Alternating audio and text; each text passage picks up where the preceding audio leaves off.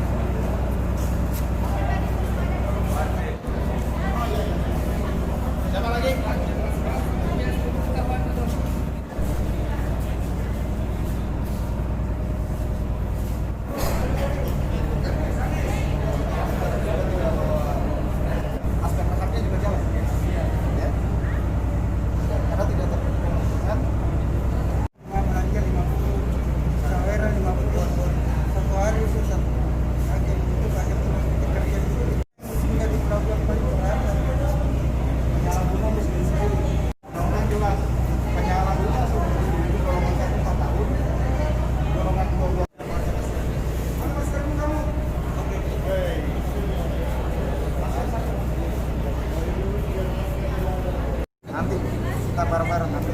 Ya. Gimana rumahnya? Di Rosin mana? Operasi Kolaka Bersinar, yaitu kolaka bersih dari narkoba.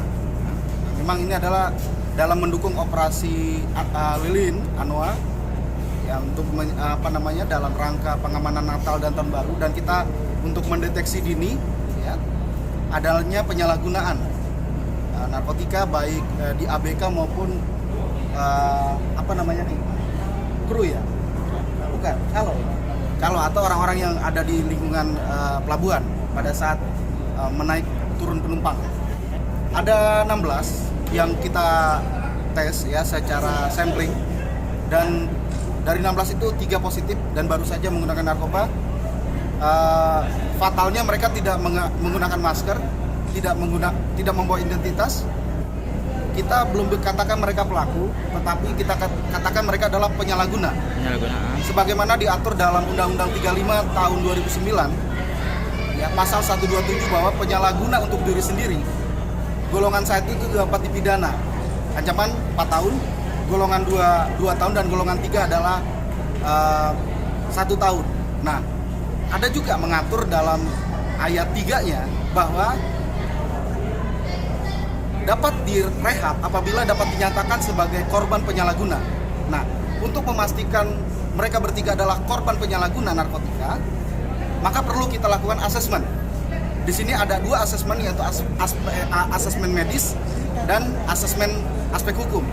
Jadi secara medis mereka memiliki hak untuk mendapatkan layanan rehab medis dan sosial, tetapi di asesmen hukum kita melihat sejauh mana mereka ada keterlibatan dengan para penjahat narkotika. Dalam hal ini mungkin adalah bandar, pengedar maupun kurir. Jadi jelas kita bicara seperti 2 mata pisau, tidak boleh lepas. Apakah mereka memang pecandu murni? Kalau memang pecandu murni, ya kita lakukan upaya rehabilitasi. Nah, perlu kami tambahkan bahwa dalam Undang-Undang 35 tahun 2009 pasal 54 bahwa pecandu dan korban penyalahgunaan narkotika itu bisa direhabilitasi medis dan sosial. Tetapi dalam ayat 55 ya, yang direhab itu apabila datang melapor bila cukup umur, dan bila belum cukup umur dibawa oleh orang tua atau wali untuk datang ke institusi penerima wajib lapor. Permasalahannya mereka kita ketahui menggunakan narkoba bukan karena mereka datang, tetapi karena kita yang lakukan upaya semacam penegakan hukum di sini. Istilah kami disebut dengan compulsory. Kalau yang datang secara sukarela itu disebut dengan voluntary. Maka nanti tepatnya ada dua aspek yang akan kami assessment, ya, yaitu medis dan hukum. Terkait dengan keterlibatan, misalnya ada keterlibatan mereka, saya pastikan di atas 4 tahun, bahkan ada yang 12 tahun, di atas 12 tahun, tergantung peran mereka nantinya, ya. Tergantung peran mereka, bahkan kalau memang adalah penjahat sesungguhnya ya sampai hukuman mati juga bisa. Nah, ini bagaimana kita mengkaji dan mengedukasi masyarakat terkait dengan hal ini. Semua unsur sudah terlibat di sini, termasuk dari Kodim, Pomal, dan Angkatan Laut, ya, Pomal tadi, dan juga PM-nya, ya.